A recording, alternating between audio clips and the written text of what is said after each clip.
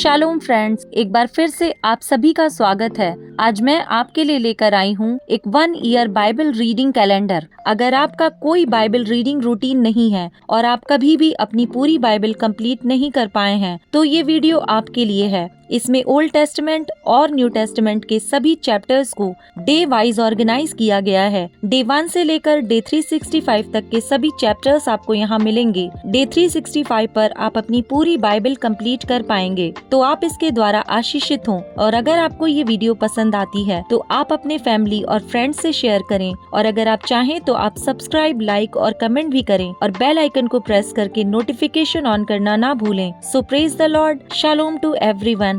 Let's get started. Day 166, chapter number 9, अशुद्ध विवाह संबंध।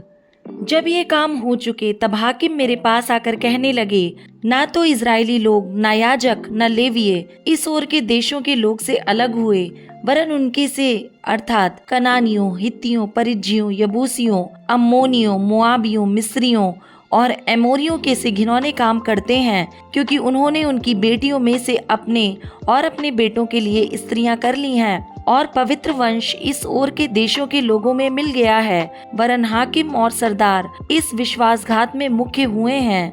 यह बात सुनकर मैंने अपने वस्त्र और बागे को फाड़ा और अपने सिर और दाढ़ी के बाल नोचे और विस्मित होकर बैठा रहा।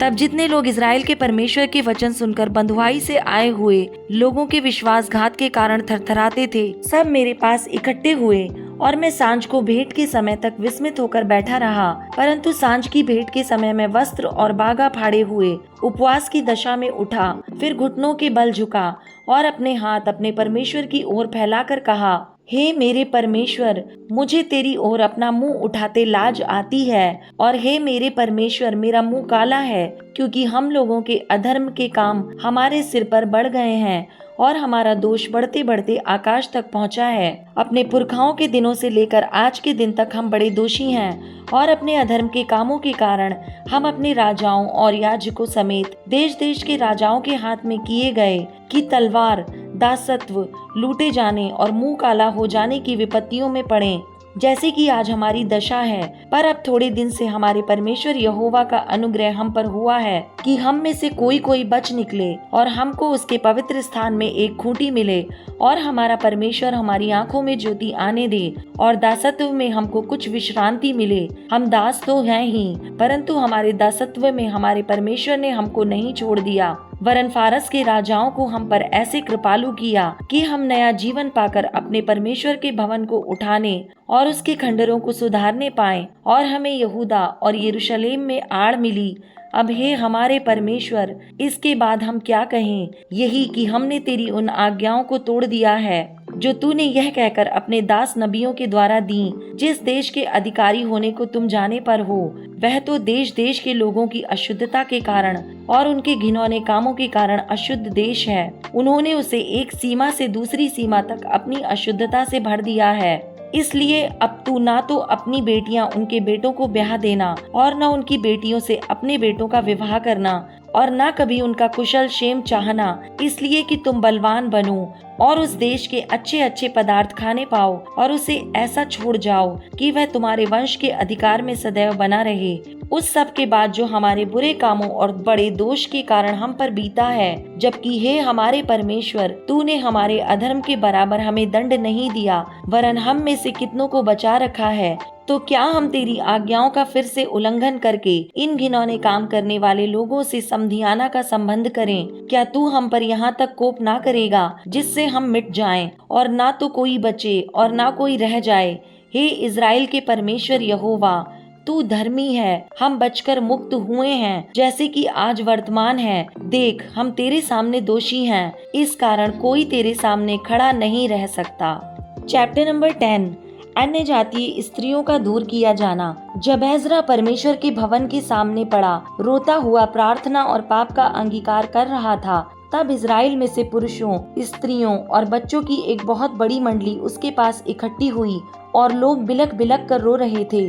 तब यहीएल का पुत्र शकन्याह, जो एलाम के वंश में का था, एजरा से कहने लगा, हम लोगों ने इस देश के लोगों में से अन्य जाति स्त्रियां ब्याह कर अपने परमेश्वर का विश्वासघात तो किया है, परंतु इस देश में भी इजराइल के लिए आशा है। अब हम अपने परमेश्वर से यह वाचा बांधें कि हम अपने प्रभु की सम्मति और अपने परमेश्वर की आज्ञा सुनकर थरथराने वालों की सम्मति के अनुसार ऐसी सब स्त्रियों को और उनके बच्चों को दूर करें और व्यवस्था के अनुसार काम किया जाए। तू उठ, क्योंकि यह काम तेरा ही है और हम तेरे साथ हैं, इसलिए हियाव बांधकर इस काम में लग जा। तब एजरा उठा और याजकों, लेवियों और सब इजरायलियों के प्रधानों को यह शपथ खिलाई कि हम इसी वचन के अनुसार करेंगे, और उन्होंने वैसी ही शपथ खाई। तब एजरा परमेश्वर के भवन के सामने से उठा और एलियाशीब की पुत्री योहानान की कोठरी में गया और वहां पहुंचकर ना तो रोटी खाई न पानी पिया, क्योंकि वह बंधुआई में से निकल आए हुओं के विश्वासघात के कारण शोक करता रहा। तब उन्होंने यहूदा और यरूशलेम में रहने वाले बंधुआई में से आए हुए सब लोगों में यह प्रचार कराया कि तुम यरूशलेम में इकट्ठा हो, और जो कोई हाकिमों और पुरनियों की सम्मति ना मानेगा और 3 दिन के भीतर ना आए, उसकी समस्त धन संपत्ति नष्ट की जाएगी और वह आप बंधुआई से आए हुओं की सभा से अलग किया जाएगा। तब यहूदा और बिन्यामीन के सब मनुष्य 3 दिन के भीतर यरूशलेम में इकट्ठा हुए। यह 9वें महीने के 20वें दिन में हुआ, और सब लोग परमेश्वर के भवन के चौक में उस विषय के कारण और भारी वर्षा के मारे कांपते हुए बैठे रहे। तब एजरा याजक खड़ा होकर उनसे कहने लगा, तुम लोगों ने विश्वासघात करके अन्य जाति स्त्रियां ब्याह लीं, और इससे इजराइल का दोष बढ़ गया है। इसलिए अब अपने पितरों के परमेश्वर यहोवा के सामने अपना पाप मान लो और उसकी इच्छा पूरी करो, और इस देश के लोगों से और अन्य जातीय स्त्रियों से अलग हो जाओ। तब पूरी मंडली के लोगों ने ऊंचे शब्द से कहा, जैसा तूने कहा है वैसा ही हमें करना उचित है, परंतु लोग बहुत हैं और वर्षा का समय है और हम बाहर खड़े नहीं रह सकते, और यह 2-1 दिन का काम नहीं है, क्योंकि हमने इस बात में बड़ा अपराध किया है। समस्त मंडली की ओर से हमारे हाकिम नियुक्त किए जाएं, और जब तक हमारे परमेश्वर का भड़का हुआ कोप हम पर से दूर ना हो और यह काम पूरा ना हो जाए, तब तक हमारे नगरों के जितने निवासियों ने अन्य जातीय स्त्रियां ब्याह ली हों, वे नियत समयों पर आया करें, और उनके संग एक नगर के पुरनिये और न्यायी आएं। इसके विरुद्ध केवल असाहेल के पुत्र योनातान और तिकवा के पुत्र यहजियाह खड़े हुए, और मशुल्लाम और शब्बते लेवियों ने उनकी सहायता की, परंतु बंधुआई से आए हुए लोगों ने वैसा ही किया। तब एजरा याजक और पितरों के घरानों के कितने मुख्य मुख्य पुरुष अपने अपने पितरों के घरानों के अनुसार अपने सब नाम लिखाकर अलग किए गए, और 10वें महीने के पहले दिन को इस बात की तहकीकात के लिए बैठे, और पहले महीने के पहले दिन तक उन्होंने उन सब पुरुषों की जांच पूरी कर ली जिन्होंने अन्य जाति स्त्रियों से विवाह कर लिया था। अन्य जाति स्त्रियों से विवाह करने वालों के नाम याजकों की संतान में से ये जन पाए गए जिन्होंने अन्य जातीय स्त्रियों से विवाह कर लिया था। यीशु के पुत्र योसादाक के पुत्र और उसके भाई मसेयाह, एलियाजर, यारीब और गदल्याह, इन्होंने हाथ मार कर वचन दिया कि हम अपनी स्त्रियों को निकाल देंगे, और उन्होंने दोषी ठहराकर अपने अपने दोष के कारण एक एक मेढ़ा बलि किया। इम्मेर की संतान में से हनानी और जबद्याह, हारीम की संतान में से मासेयाह, एलियाह, शमायाह, यहीएल और उज्जियाह, पशहूर की संतान में से एल्योने, मासेयाह, इश्माइल, नतनेल, योजाबाद और एलासा। फिर लेवियों में से योजाबाद, शिमी, केलायाह जो कलीता कहलाता है, पतद्याह, यहूदा और एलियाजर।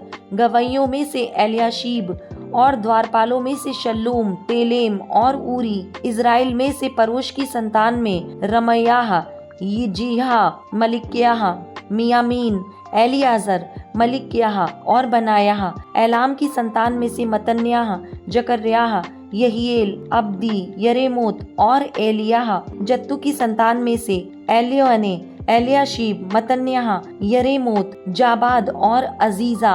बेबै की संतान में से यहोहानान, हनन्याह, जब्बै और अतल्य। वानी की संतान में से मशुल्लाम, मल्लूक, अदायाह, याशूब, शाल और यरामोत। पहत मोआब की संतान में से अदना, कलाल, बनायाह, मासेयाह, मतन्याह, बसलेल, बिन्नुई और मनश्शे। हरीम की संतान में से एलियाजर, यिशियाह, मलिक्याह, शमायाह, शिमोन, बिन्यामीन, मल्लूक और शिमर्याह। हाशूम की संतान में से मतन्ने, मतत्ता, जाबाद, एलीपेलेत, येरेमै, मनश्शे और शिमी।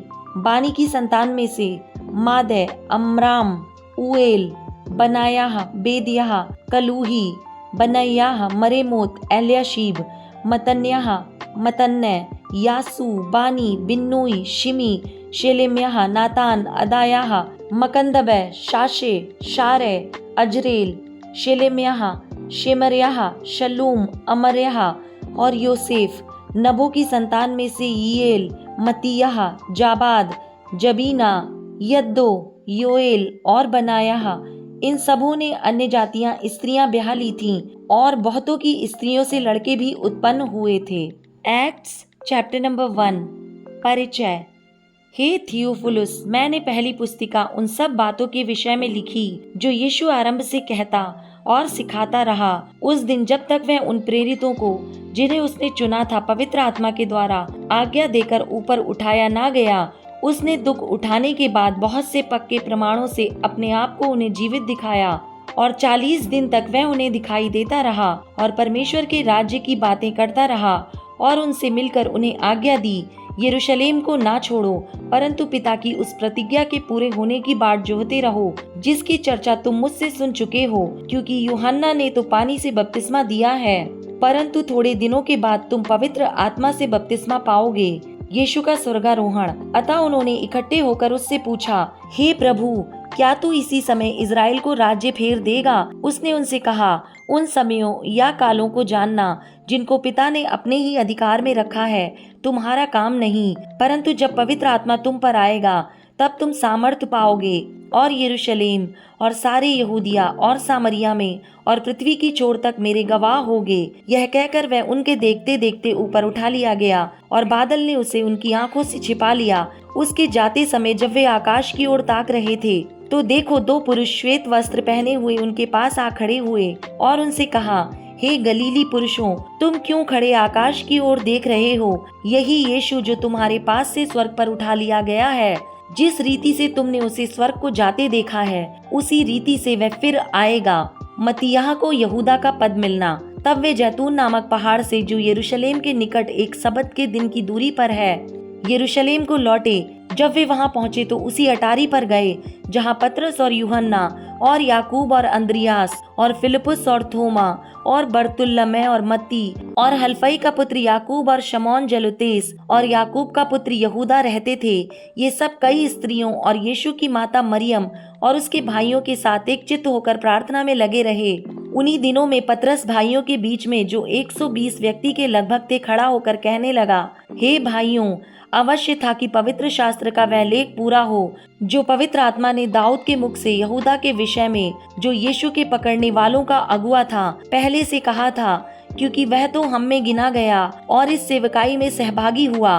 उसने अधर्म की कमाई से एक खेत मोल लिया और सिर के बल गिरा और उसका पेट फट गया और उसकी सब अतड़ियां निकल पड़ी। इस बात को यरूशलेम के सब रहने वाले जान गए, यहाँ तक कि उस खेत का नाम उनकी भाषा में हकलदमा अर्थात लहू का खेत पड़ गया। भजन संहिता में लिखा है, उसका घर उजड़ जाए और उसमें कोई ना बसे और उसका पद कोई दूसरा ले ले। इसलिए जितने दिन तक प्रभु यीशु हमारे साथ आता जाता रहा, अर्थात यूहन्ना के बपतिस्मा से लेकर उसके हमारे पास से उठाए जाने तक जो लोग बराबर हमारे साथ रहे, उचित है कि उनमें से एक व्यक्ति हमारे साथ उसके जी उठने का गवाह हो जाए। तब उन्होंने 2 को खड़ा किया, एक यूसुफ को जो बरसबा कहलाता है, जिसका उपनाम युस्तुस है, दूसरा मत्तियाह को, और प्रार्थना यह की, हे प्रभु, तू जो सबके मन जानता है, यह प्रकट कर कि इन दोनों में से तूने किसको चुना है कि वह इस सेवकाई और प्रेरिताई का पद ले जिसे यहूदा छोड़कर अपने स्थान को चला गया। तब उन्होंने उनके बारे में चिट्ठियां डाली और चिट्ठी मत्तियाह के नाम पर निकली। अतः वह उन 11 प्रेरितों के साथ गिना गया।